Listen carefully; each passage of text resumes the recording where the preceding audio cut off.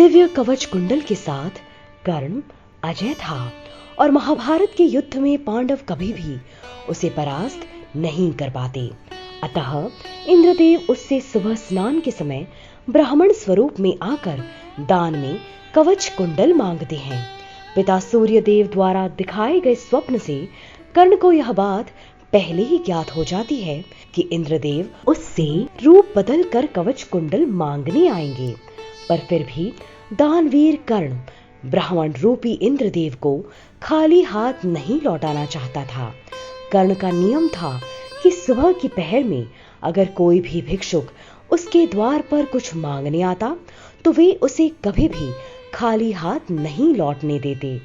इसी प्रकार ब्राह्मण के वेश में आए इंद्र की मांग भी वे पूरी करते हैं और अपना कवच और कुंडल निकालकर उन्हें दे देते हैं और कहते हैं, इंद्रदेव, मैं आपको पहचान चुका हूं, पर आप एक भिक्षुक की तरह मेरे द्वार से चले जाएं, ये शोभा तो नहीं देता।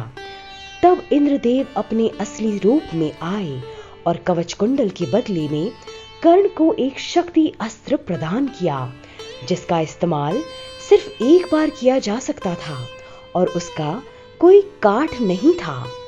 युद्ध के दौरान भीम के पुत्र घटोत्कच कौरव सेना को तिनकों की तरह उड़ाए जा रहे थे। उसने दुर्योधन को भी लहूलुहान कर दिया।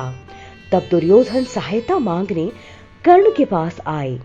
कर्ण शक्ति अस्त्र सिर्फ अर्जुन पर इस्तेमाल करना चाहते थे, पर मित्रता से विवश होकर उन्होंने वह अस्त्र भीम के पुत्र घटोत्कच पर चला दिया और उसका अंत कर दिया और इस तरह अर्जुन सुरक्षित हो गए। जबकि कर्ण को भली भांति यह मालूम था कि अगर उन्होंने अर्जुन का अंत नहीं किया तो अर्जुन ही एक ऐसा योद्धा है जो उनका अंत कर सकते हैं। और युद्ध की आखिरी में यही हुआ।